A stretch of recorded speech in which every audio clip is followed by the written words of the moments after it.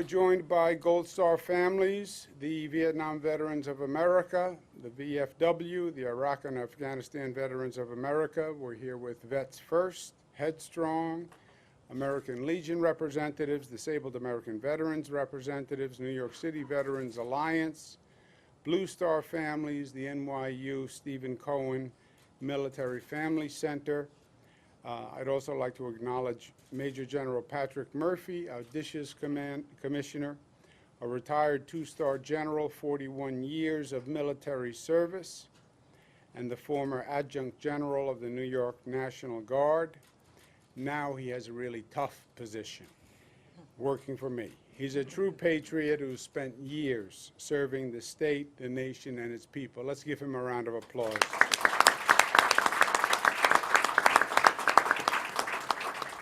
To my right is my counsel, Alfonso David.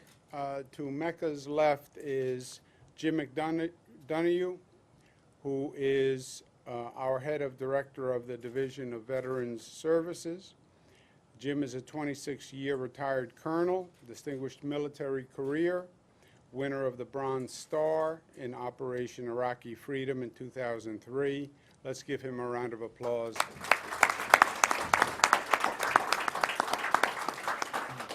And we're also joined in the front row by Senator John Brooks, who has been very engaged on this issue and been a tremendous advocate to help the veterans of New York. Let's give him a round of applause. Many issues that we deal with today are complicated. There are competing factors, there are pluses and minuses, there are economic calculations, but some issues are more straightforward. There are issues that we judge with our heart and our conscience, our morals, and our values. These issues raise a simple but a profound question. What is the right thing to do? Today's issues dealing with military families and their benefactors ask us that question. What is the right thing to do? To our military families, we express our gratitude, our respect, and our admiration. We owe them everything because they pay the price for our freedom. Military service is about more than just the active service member. I believe the entire family is in service. Children who miss their parents, mothers and fathers who worry every night whether their son or daughter is safe, spouses who carry the day-to-day burden and sense trepidation every time the phone rings, wondering, could this be that dreaded call? We thank you, and we applaud you, and we are all in your debt. I'm sure the service members who put themselves in harm's way always have one question just before they embark on a mission. What if something happens to me? Who will take care of my loved ones? Who will help my children? How will my spouse or significant other handle all the obligations? The peace that we can offer when that question arises is the firm belief that their country, their government, the American people will do, quote, the right thing. That we will honor the sacrifice, that we will respect the service, and we will do it not just in words, not just with symbols, but with deeds. As governor of New York, I can tell you that all New Yorkers honor that obligation. The state in the past has offered the Merit Scholarship Program to provide free college to spouses and dependents for those disabled or lost in combat or in training for combat. There is now a new question as to whether those benefits should be expanded to cover those lost or disabled in performing their military duties, whether in a combat zone or not. My answer is, of course, yes, they should. New Yorkers want to extend benefits to all those lost or disabled while on active duty, period. There is also a question of when the budget should start to fund this program and whether it should wait for next April's budget. My position is clear. We supported an extension of the benefits, and we support doing it now. The state will manage the finances to accomplish these goals, and today I direct the Higher Education Services Corporation to make those changes immediately. We're not going to wait until next April to make sure we honor our obligation. This is truly the least that we can do. Our support and commitment to Mecca Nelson and Mia is absolute. It is as absolute as their husband and father's commitment was to us. A major parental concern is being able to help their child afford a college education. And New York will make that promise. We will fulfill that commitment. Tuition, room, and board at our great SUNY and CUNY universities. We can never replace the loved one lost, but we can lessen the hardship and make it a little easier to deal with the loss. And it is our honor, our obligation, and our pleasure to do just that. And we do that today. We hope this gesture helps bring some comfort, peace, relief, and justice to those grieving their loss. It is a loss that we all feel. We will do all we can to lessen your burden, and we will remember you in our thoughts and in our prayers. With that, let me turn it over now to Mecca Nelson for a few words.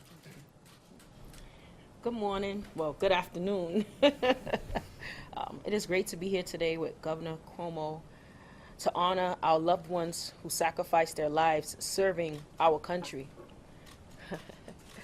My husband, Mario, was an Army sergeant serving in Iraq. I can tell you firsthand how devastating it is to lose someone and the toll that it takes on your life. But to make matters worse, many spouses and families have to struggle to make ends meet while grieving their loved ones. I can't even imagine the frustration and challenge of paying for college tuition. On top of that, it would seem impossible. But all that has changed thanks to Governor's expansion of the Military Enhanced Recognition Incentive and Tribute Scholarship. This award is life-changing for families like mine. It really is. And for all military families in New York whose loved one has made ultimate sacrifice. For me, this action could not be more timely. My daughter will be 16 in June, and we're going on college tours looking for colleges 2 years in advance. So she's going to college in 2 years, so this is like right on time. With this assurance, more kids like my daughter Mia will no longer have to worry if they will be able to go to college and get the education they need and deserve to succeed today's economy. So I want to thank the governor for fighting for Gold Star families. It's the right thing to do, and it is good to have a major impact on so many children who have lost a parent in New York. It's amazing. I just want to thank you so much. So amazing. Oh. Thank you. Thank you. With that, I turn it over to Jim McDonough, the Director of the New York State Division of Veterans Services. Good afternoon, and thank you, Mecca, for those words. And thank you, Governor Cuomo, for that kind introduction. I'm honored to be part of this wonderful team of public servants. As Director of the New York State Division of Veterans Services, our commitment to delivering world-class benefits to New York's military-connected members just got a little bit better today. Once again, Governor Cuomo has stepped in and stepped up to take an extraordinary action that was causing distress and confusion for New York families of military members, like Mecca.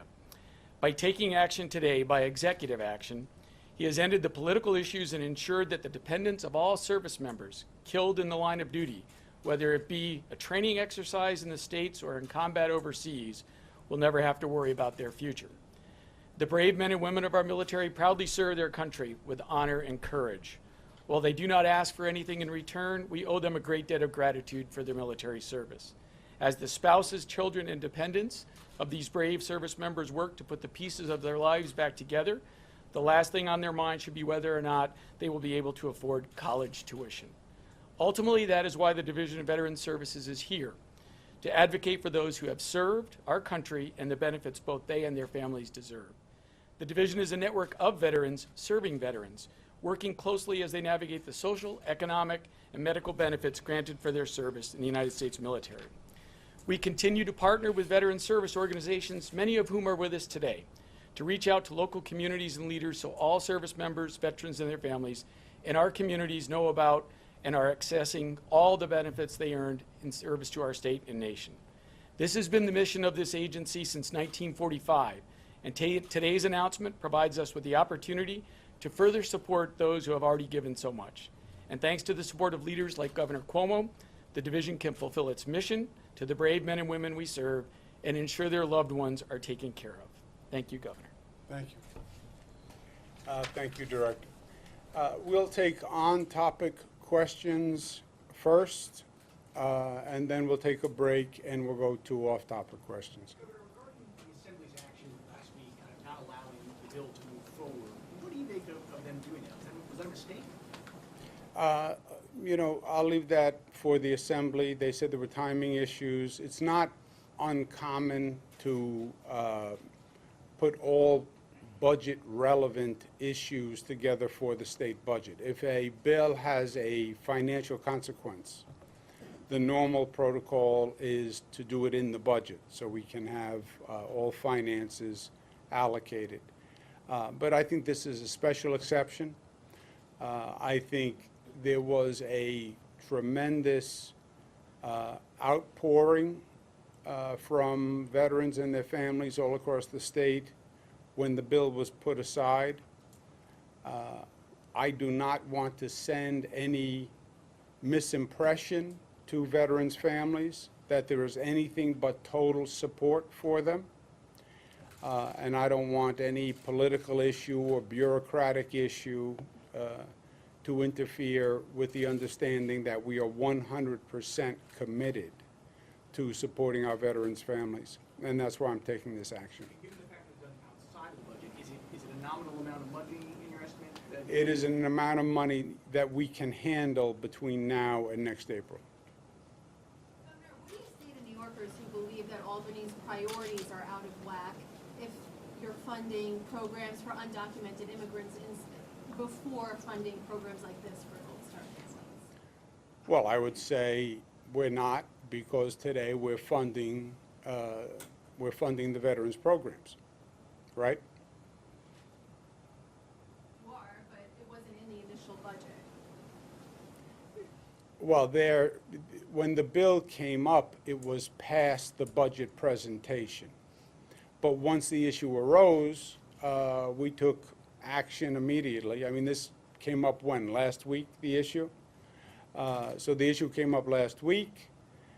New Yorkers expressed their concern. Many of the legislators, Senator John Brooks is here, many of the legislators said they wanted to do something extraordinary to address this quickly, and that's exactly what we're doing. Governor, how much do you expect this will cost the state from now until next April? It will be in the range of several $million, but it is something that we can manage between now and April. Anything else on topic? Okay. I would ask the representatives who are here today if you could just come up and join us for a photo. Guys,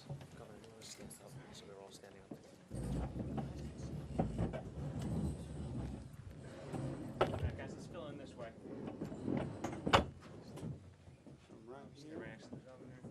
Guys, there's some room up here as well. Thank you. Right here. Right up here.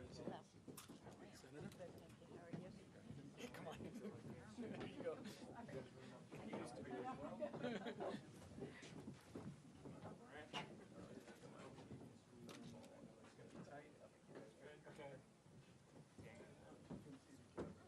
can you slide to your right a little bit? A little bit more to your right? Up, or that way too. Good, good. Good, everybody right here?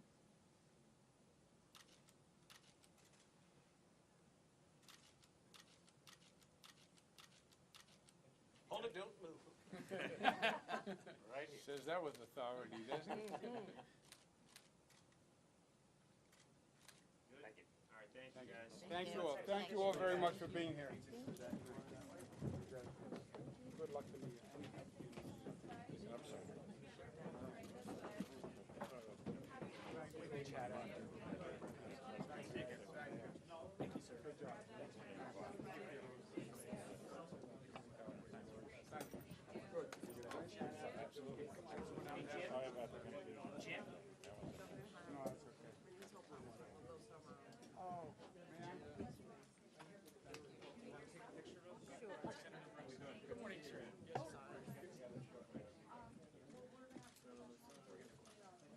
Thank you very much. Thank you. Thank you for what you do. Thank you.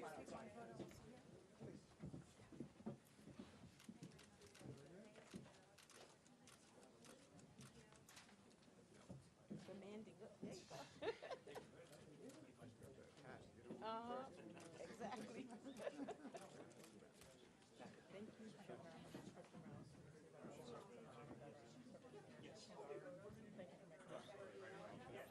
my pleasure. Thank you. Can I take a picture with you here? Thank you very much. Nice to see you.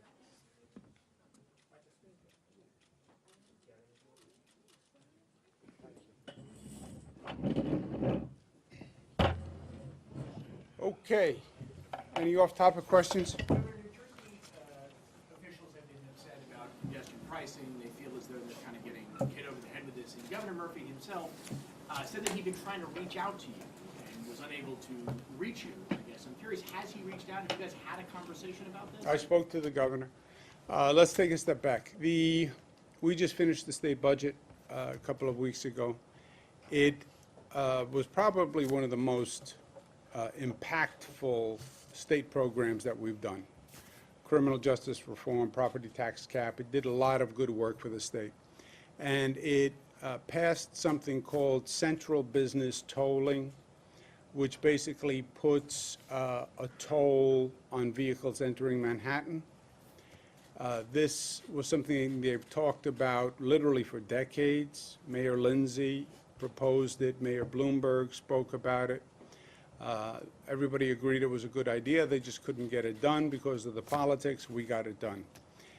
The tolling of the central business district then raises the questions, well, how does that interface with the tolls paid by people on their way into the district? Now, some people can pay no tolls coming into the district. You can drive into Manhattan without paying a toll. From Queens, you can take the 59th Street Bridge, you can take the Williamsburg Bridge from into Manhattan, you can take the Brooklyn Bridge, et cetera. But some people pay tolls. How do you deal with that interface? So the MTA will deal with all the surrounding jurisdictions to come up with a traffic study to make sure we're not directing traffic inadvertently. Depending on the toll, you can drive traffic one way or the other. Drivers are smart. If there's a lower toll to go one way or the other, they'll take the lower toll. You can then direct traffic. So the MTA is charged with the responsibility of dealing with all the jurisdictions surrounding, including the Port Authority, to come up with a tolling system that works comprehensively, efficiently, and effectively. The tolling system really can't go into effect for 2 years because they have to put up the infrastructure for the tolling system. So during that time, the MTA will be doing the traffic study and dealing with the surrounding jurisdictions. When it comes to the Port Authority, they will be working with the Port Authority on the same basis. There's a complication with the Port Authority. I spoke to Governor Murphy about it. I spoke to Rick Cotton, who's the executive director. I also spoke with Senator Sweeney and from New Jersey, and this came up also today. The Port Authority does not have electronic tolling on its main thoroughfares. George Washington, Holland, Lincoln, I believe, don't have electronic tolling. We do have electronic tolling on our bridges and tunnels. The electronic tolling will be the interface. So if you pay a toll coming over the Triborough Bridge, 20 minutes later you arrive in the Central Business District, that data will be communicated, and that's how the MTA can help set tolls.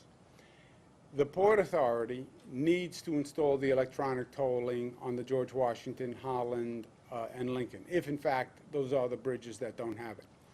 I think they should install the electronic tolling anyway, right? We moved to electronic tolling before there was any discussion about the Central Business District tolling.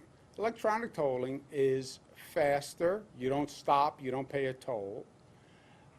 It works with Easy Pass, or it reads the license plate. We know that it saves time. We know that it saves money. We know that it's better on energy because you don't back up all that traffic. It's also better for security. We have state police at those crossings now. Why? Because when the license plate reader reads the license plate, it automatically can check it against databases. And you can be informed literally within a matter of seconds if that driver owes parking tickets, it's an expired registration, the person has warrants, the person is a fugitive. It's really a phenomenal law enforcement tool. It can also be used to do anti-terrorist work. So it's faster, it's less expensive, saves energy, and it's safer as a law enforcement device. So Governor Murphy and I agreed that we would ask the Port Authority to move forward immediately with electronic tolling on their crossings, so the MTA could then interface with them. It will take the MTA, as I said, about 2 years to put the infrastructure in place. That's plenty of time for the Port Authority to put electronic tolling in place. We put electronic tolling in place in about 9-10 months. It's a much easier task than putting up a whole infrastructure like on the Central Business District, because you have all the vehicles coming through a tunnel, through a bridge. We put up a gantry, it has the cameras, and you capture all the vehicles at one time. So I think it's smart for the Port Authority to do anyway. It will be necessary for the Port Authority to have an effective interface with the MTA. I spoke to Rick Cotton, the executive director, and he is on board. Governor Murphy is on board. As you know, the Port Authority is half New York, half New Jersey. So we expect the Port Authority to be doing that, which is a good thing in any event. Also, you have to remember, cars coming through New Jersey, roughly 50% of those cars are New Yorkers, because Staten Island often goes up into Jersey to commute. Rockland and North comes down to the George Washington Bridge to commute. So it's not a question of just New Jersey residents. We have a lot of New York residents coming through also. Governor, when you talk about, well, I know this is like a small minor thing, but you talk about electronic tolling, you mean cashless tolling as well, right? That basically you want to see the tunnels and bridges to be turned into cashless, Yes. exactly like how it is Yes. on the bridges here in New York. Yes. And you spoke about this in your conversation with Governor Murphy. can you tell us more about that conversation? How did it go? What was his tone? Because when he talks publicly about it, he seems rather angry. I don't know when he talked to you privately if he had took a different tact with you. Well, there's no reason to be angry. On your first question, cashless tolling, it's a little semantics because this is new, right? Cashless tolling, some people interpret to mean easy pass readers. That's not what we consider electronic tolling. Electronic tolling means no toll booths. You either have an easy pass. If you don't have an easy pass, the camera captures your license plate, sends you a bill to your home, okay? That's what we mean by electronic tolling. So it's not just some toll booths do easy pass and others accept cash. And we've gone to full electronic tolling, and we're looking for the Port Authority to go to full electronic tolling. The savings just in traffic delays, it is nonsensical to me for a government agency today not to go to full electronic tolling. Again, roughly half the cars coming through New Jersey are New Yorkers in the first place. So this is not New York versus New Jersey, right? We have people coming in from Connecticut. We have people coming in from Massachusetts. We have people coming in from Vermont. And 50% coming in from New Jersey. So the MTA has to deal with all these jurisdictions and all these questions. But to do that, you need to have one system that can read everybody coming in. And that's why Port Authority needs to go to the electronic tolling. Does that make sense? Yeah, oh, absolutely. I appreciate that. But you also talked about there's no need to be angry. It seems people in New Jersey are kind of angry because they feel like they're going to be double tolled in some way. Does it matter to you as a leader of New York of how people in New Jersey? Yes. They are in no different position than people coming in from Queens. They're in no different position than people coming in from Brooklyn. They're in no different position than people coming in from the Bronx. Those people also pay a toll coming in, right? You come in from Queens, you go through the Queens Midtown Tunnel, you pay a toll. You come in from the Bronx, you go over the Triborough Bridge, you pay a toll. And then you get to the Central Business District, and you pay a second toll. So there's no difference for a New Jersey person or a Brooklyn, Queens, everybody's in the same position who pays a toll prior to coming in. And what they're saying is, how do you adjust for the factor that some people paid no toll to get into the Central Business District, some people just paid a toll, some people paid a higher toll than other people paid to come in. And that's what the MTA has to rationalize. But there is no difference between people coming in from New Jersey and people coming in from the outer boroughs of New York who also pay a toll, right? When you say difference in terms of, Well, people are believing there's maybe a misconception out there that people who drive in from the GWB are going to be doubly tolled because the only exemptions we've ever heard about are from the Holland and the Lincoln. So everyone right now, the belief, and there was a press conference in Fort Lee with the mayor of Fort Lee, who, and I think a couple of congressmen, about this issue specifically. yeah. Is there some belief that the GWB will get an exemption?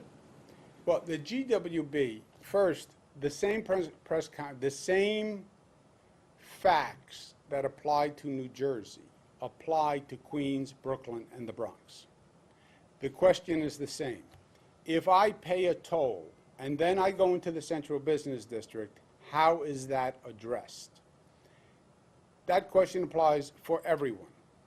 That's what the MTA has to work through. By thoroughfare. Now, George Washington Bridge, you can come in over the George Washington Bridge and never come into the Central Business District, right? You can come over the George Washington Bridge and you can go east, you can go north, and you can never go into the central business district. Holland Lincoln are more direct because you basically come into the central business district when you exit those thoroughfares.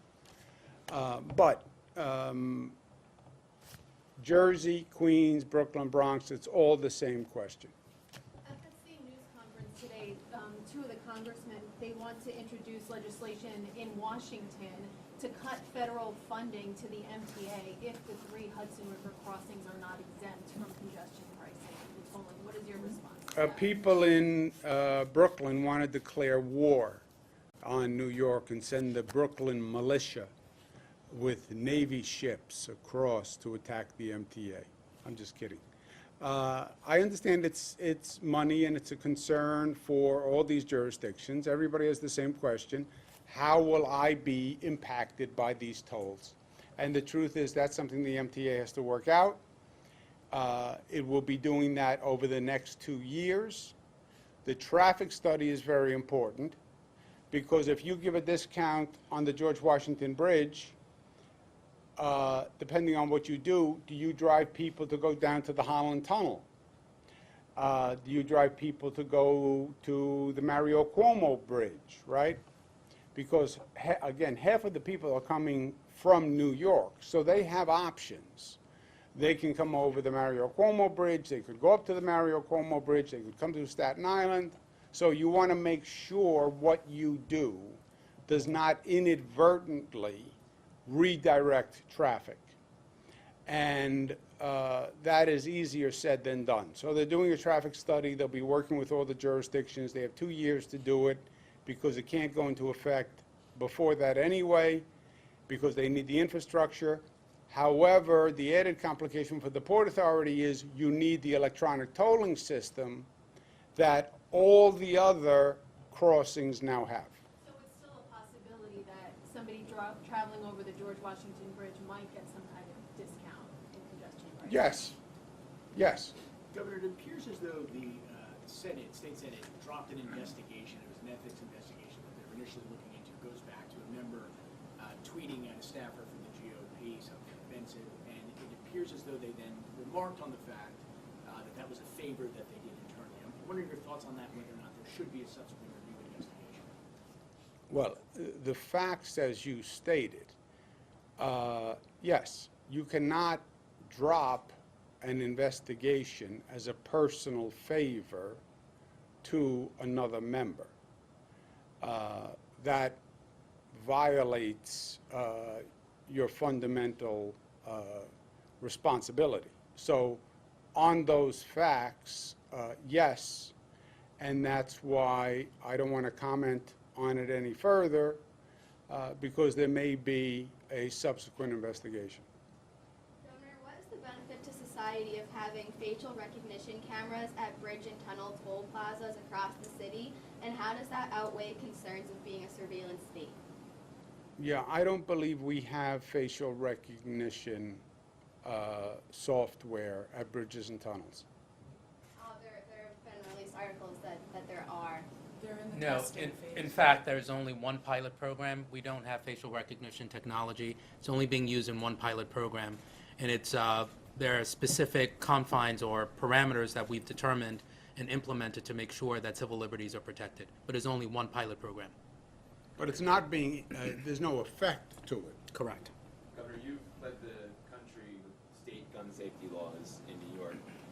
As you know, the Supreme Court is looking to review a New York City gun safety law. New York City has recently repealed or modified that law. What is your sense of whether that's a good choice or not for the city? What's your sense on the movement towards gun safety laws nationally, especially New York State as well? Look, I think the federal government has it backwards. I don't think the federal government represents the American people. Every poll will tell you that. The number of killings has gone up, the number of school killings, the gruesomeness of it. It's now no longer just an act of meaningless violence. People are being targeted on the basis of race and religion, which is wholly repugnant to what this country is all about. We had sense enough as a nation at one time to outlaw machine guns. Why? Because they were too dangerous. So we outlawed machine guns because we said the reward is not worth the risk. New Yorkers, Americans will all say if you are a criminal or if you're mentally ill, you shouldn't have a gun. Okay, everybody agrees. How do we do that? We have to do a background check. Oh, background check makes me nervous. But how are we going to know you're mentally ill or a criminal if we don't have a background check? So I think a more sensible dialogue can find consensus. I think the federal government is going the other way, and they are placating the fears and actually aggravating the fears of people who have irrational fears. Oh, this is a slippery slope. Once you do a background check, now government can control whether or not I have a gun, and I'm nervous about government control. What we did here in New York is actually proof of the opposite. 5, 6 years ago, we implemented the SAFE Act. Oh, now government is going to be able to check to see if I have a gun. This is a slippery slope. They're going to outlaw guns. They're going to come and seize my gun. Never happened. Never happened. Unfounded fear. If you are eligible for a license, you're a hunter, you're a sports person, you're not mentally ill, you don't have a criminal record, great, fine, we encourage it.